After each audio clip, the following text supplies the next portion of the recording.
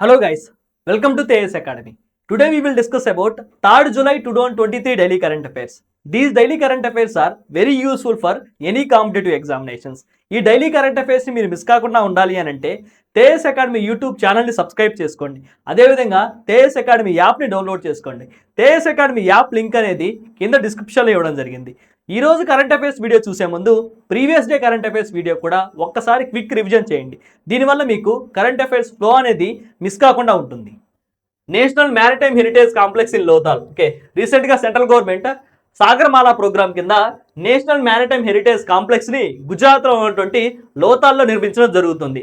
Ministry of port, shipping and waterways అనేది ఈ heritage కాంప్లెక్స్ని undertake చేయడం జరుగుతుంది. అంతేకాకుండా వరల్డ్ క్లాస్ ఫెసిలిటీస్తో ఈ మ్యారిటైమ్ హెరిటేజ్ కాంప్లెక్స్ని సెంట్రల్ గవర్నమెంట్ బిల్డ్ చేయడం జరుగుతుంది.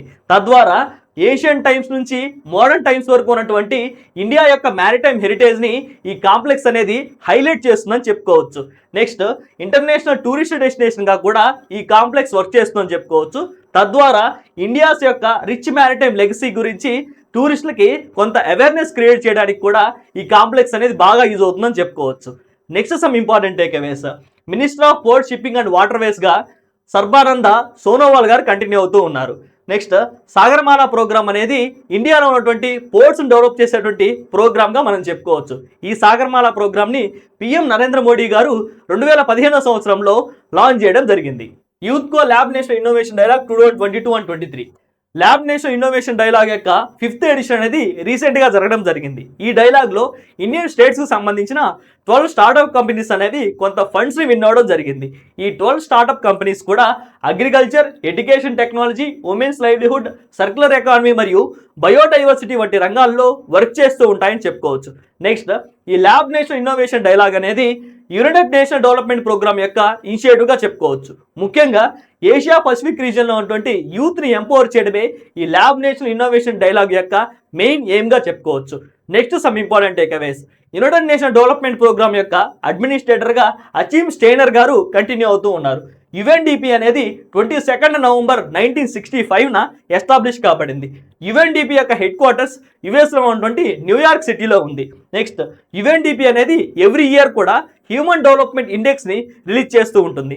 హ్యూమన్ డెవలప్మెంట్ ఇండెక్స్ 2023 ప్రకారం ఇండియా అనేది 191 కంట్రీస్లో 132 పొజిషన్ని ఆక్యుపై చేయడం జరిగింది.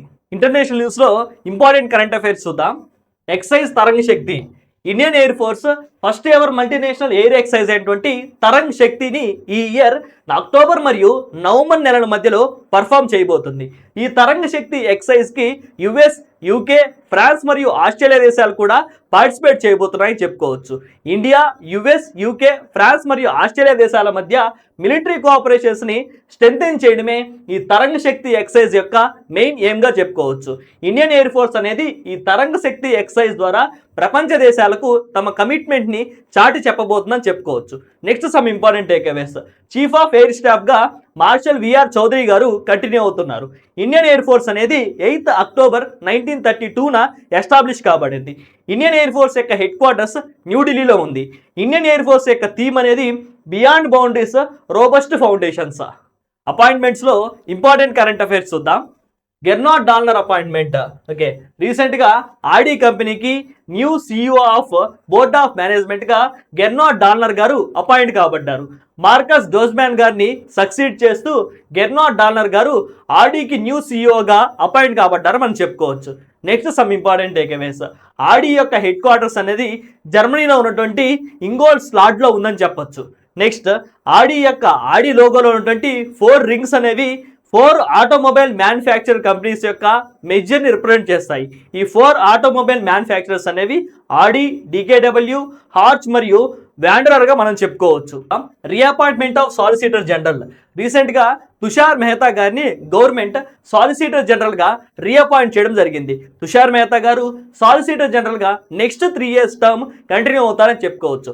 అంతేకాకుండా గవర్నమెంట్ 6 అడిషనల్ సాలిసిటర్ జనరల్స్ను కూడా అపాయింట్ చేయడం జరిగింది. ఆ 6 అడిషనల్ సాలిసిటర్ జనరల్స్ అనేవాళ్ళు విక్రమ్జిత్ బెనర్జీ, కేఎం నటరాజ్, బల్బీర్ సింగ్, ఎస్వి రాజు, ఎన్ వెంకట్రామన్ మరియు ఐశ్వర్య భాటి గారు. Next some important takeaways. Solicitor general యొక్క మెయిన్ రోల్ ఏంటంటే గవర్నమెంట్కి లీగల్ మ్యాటర్స్లో అడ్వైజ్ చేస్తూ ఉంటారు. అంతేకాకుండా సాలిసిటర్ జనరల్ యొక్క డ్యూటీస్ అనేవి law officers conditions of service rules 1987లో ప్రొవైడ్ చేయడం జరిగింది.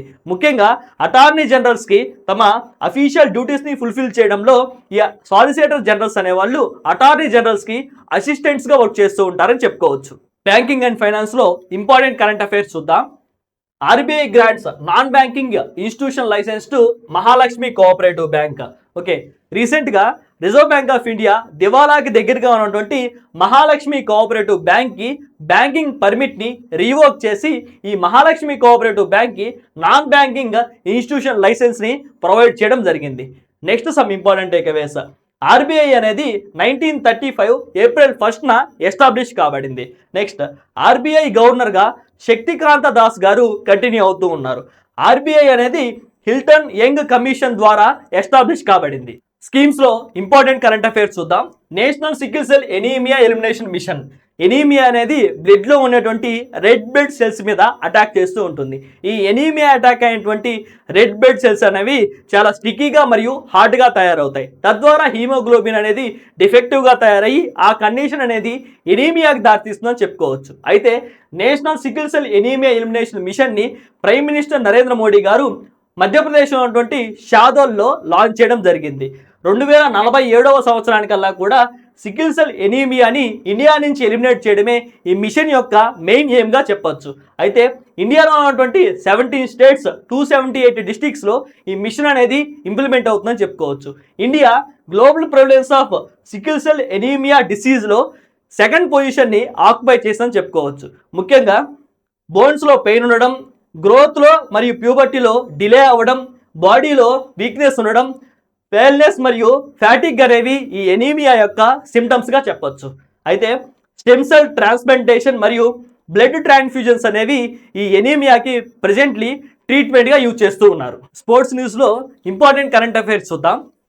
Asian kabaddi championship 2023. Asian kabaddi championship 2023 యొక్క 9th ఎడిషన్ని ఇండియా విన్ అవ్వడం జరిగింది అగైన్స్ట్ ఇరాన్. ముఖ్యంగా ఈ ఏషియన్ కబడ్డీ ఛాంపియన్షిప్ 2023 అనేది రిపబ్లిక్ ఆఫ్ కొరియాలో జరగడం జరిగింది. Next Asian kabaddi championship title అనేది ఇండియాకి 8th ఛాంపియన్షిప్ టైటిల్గా మనం చెప్పుకోవచ్చు. ఇంపార్టెంట్ డేస్లో international plastic bag free day. మనం ఎవ్రీ ఇయర్ జూలై 3న ఇంటర్నేషనల్ ప్లాస్టిక్ బ్యాగ్ ఫ్రీ డేని జరుపుకోవడం జరుగుతుంది. ముఖ్యంగా ప్లాస్టిక్ పొల్యూషన్ ఎలిమినేట్ చేయడం కోసం సింగిల్ యూజ్ ప్లాస్టిక్ యొక్క యూసేజ్ని అవాయిడ్ చేయమని పీపుల్ని మోటివేట్ చేయడం కోసం మనం జూలై 3న ఇంటర్నేషనల్ ప్లాస్టిక్ బ్యాగ్ ఫ్రీ డేని జరుపుకోవడం జరుగుతుంది. Next international plastic bag free day యొక్క మెయిన్ థీమ్ ఏంటంటే to advocate for the plastic free world and promote reusable alternatives. With this we completed 3rd July 2023 daily current affairs. ఈ daily current అఫైర్స్ని మీరు మిస్ కాకుండా ఉండాలి అని అంటే తేజస్ అకాడమీ యూట్యూబ్ ఛానల్ని సబ్స్క్రైబ్ చేసుకోండి. అదేవిధంగా తేజస్ అకాడమీ యాప్ని డౌన్లోడ్ చేసుకోండి. తేజస్ అకాడమీ యాప్ లింక్ అనేది కింద డిస్క్రిప్షన్లో ఇవ్వడం జరిగింది. Thank you.